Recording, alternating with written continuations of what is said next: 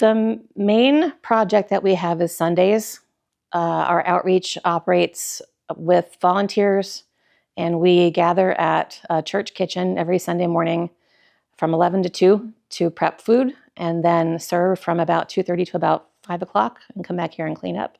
But during the week, we also help whenever we can. If someone reaches out and has an emergency need, we have our donation room we can come to and help people out if they have a fire or they have their belongings stolen or if they have to move.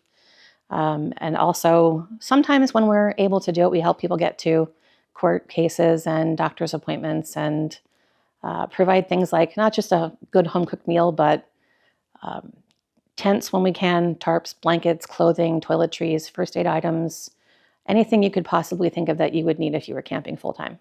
If we happen to lose one of our friends, we have memorial services for them to make sure that people know they won't be forgotten when they're not with us anymore.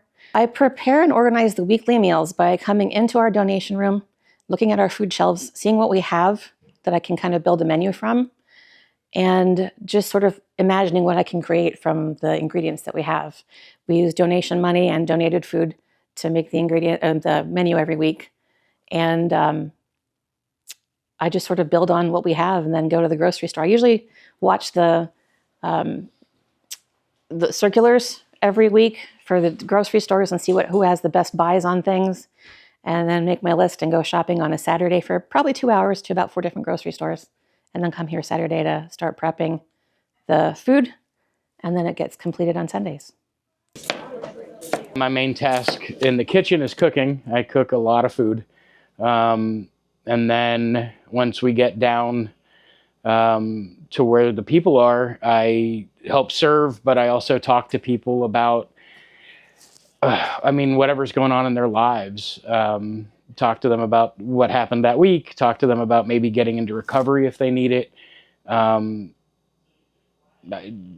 then come back here and clean up. The sense of teamwork here is amazing. I mean, we all come from different backgrounds. We all think differently, but when we're here,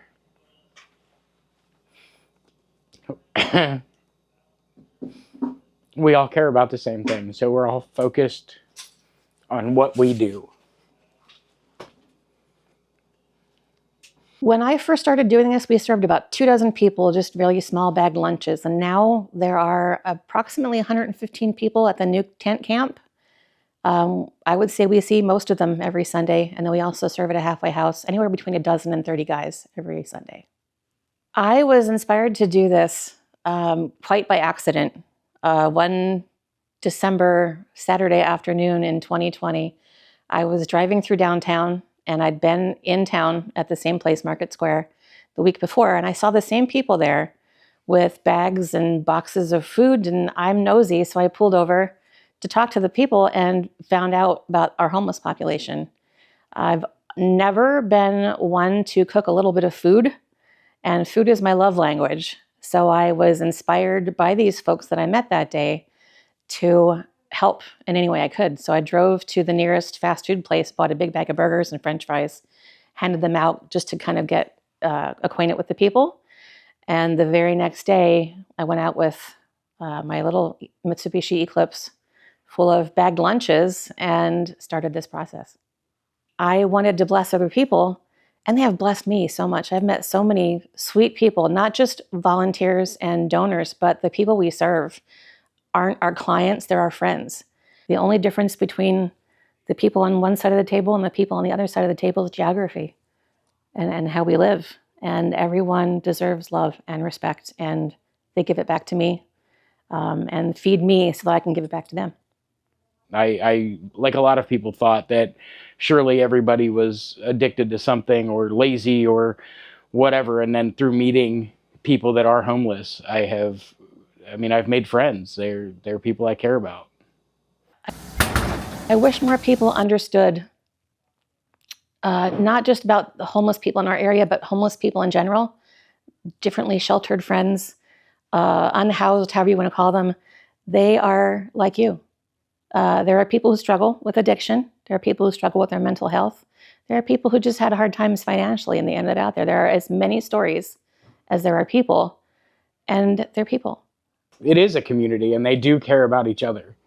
When they got kicked out of Tent City, watching them pull together and help each other move their stuff was very touching. My favorite part about doing this is that it keeps me going. I started out wanting to bless other people and wanting to fill bellies. This is what keeps me going. This gives me purpose to be able to help other people. And I cook for the hugs.